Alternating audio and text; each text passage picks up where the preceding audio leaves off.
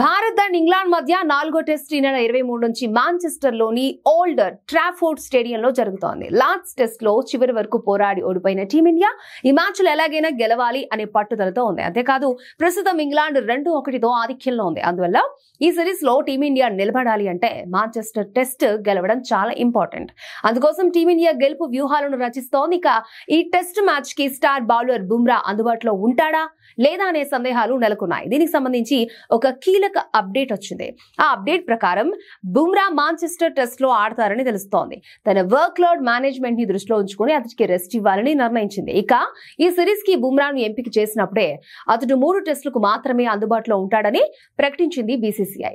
ఈ క్రమంలో first match ఆడిన బుమ్రా 2వ మ్యాచ్ కు రెస్ట్ తీసుకున్నాడు. మళ్ళీ 3వ మ్యాచ్ ఆడిన బుమ్రా 4వ మ్యాచ్ కి రెస్ట్ తీసుకోవాలి. కానీ ఈ మ్యాచ్ టీమిండియాకు కీలకం కావడంతో అతడు ఆడతాడని సమాచారం.